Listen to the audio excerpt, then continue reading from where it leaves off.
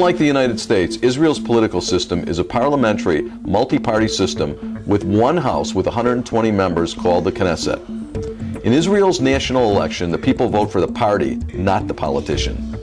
In order to form a government, you need 61 Knesset members, which are the Knesset members of the respective parties. Each member must vote the party line. The parties who do not join the government are the opposition. It's noontime. Nothing much doing in the Knesset. But wait until 2 o'clock. When 2 o'clock happens, Wild Wild West begins.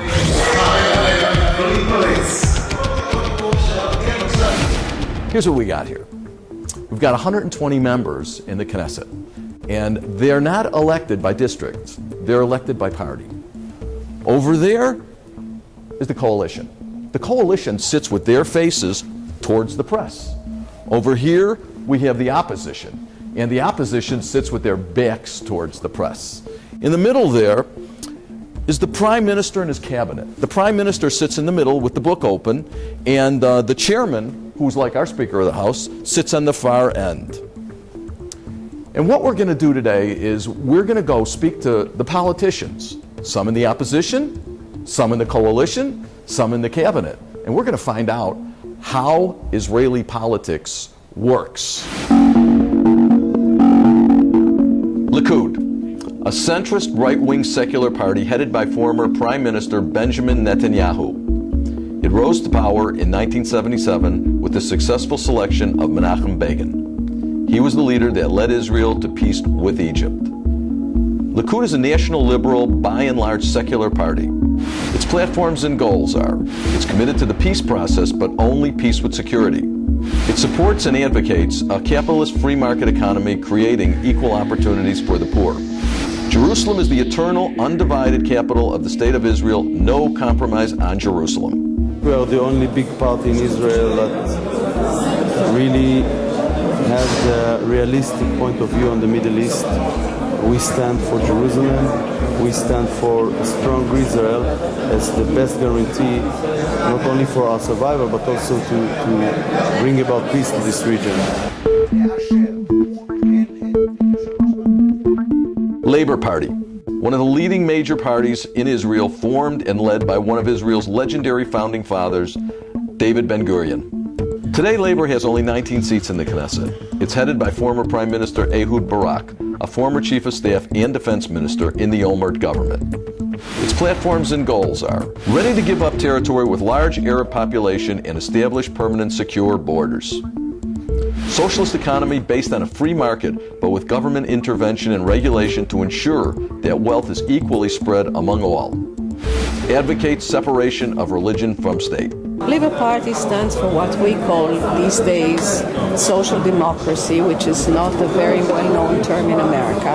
Right. But more or less along the models of social democracies in Northern Europe, like Sweden, the idea is that you provide a safety net to the weaker elements in society. We are for tough security, for seriousness, at the same time openness for the peace process. If we don't negotiate with the Palestinian, with the Syrian, we'll find ourselves soon, God forbid, with a binational state. Kadima, a centrist party with 29 seats in the Knesset, originally formed by former Prime Minister Ariel Sharon as a new leading force in Israeli politics, succeeded by Ehud Olmert as Prime Minister after Sharon's illness.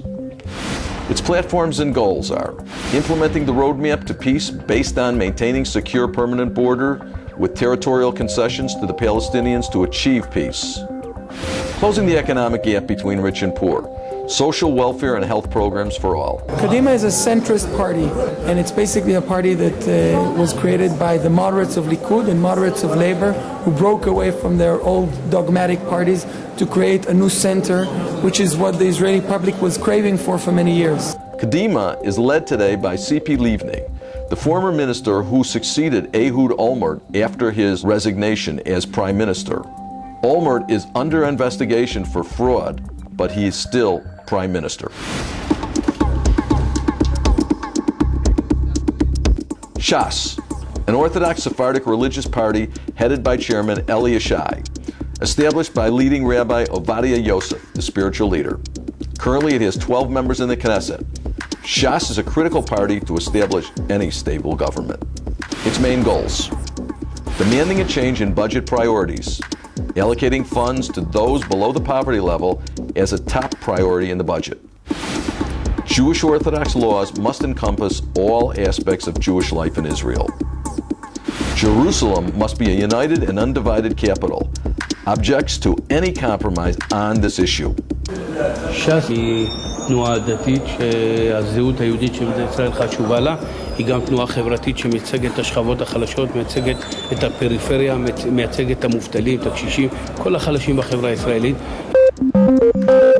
Israel and its parties are thrown into early elections in February because Shas refused to give in on its demands to increase the poor family welfare budget and refused negotiation on Jerusalem. Why elections now? Only because of pettiness. I basically believe, Pettiness? yes, So we have pettiness, elections because there's pettiness? of course. What do you think politics is all about? Prime Minister Olmert has entered into major legal difficulties and possible indictment. Labor's chief, Ehud Barak, has demanded that he be replaced within the Kadima party. Kadima has held its elections. Tzipi Livni was elected. Prime Minister Olmert resigned, and according to the law, she had to form a coalition, and she didn't succeed. In our parliamentary system, it's a system that doesn't define that we have an election by definition every 4 years, but rather once the government loses its majority within the parliament, then we have to go to the public. I must say that after this election, I'm more worried about the country than politics.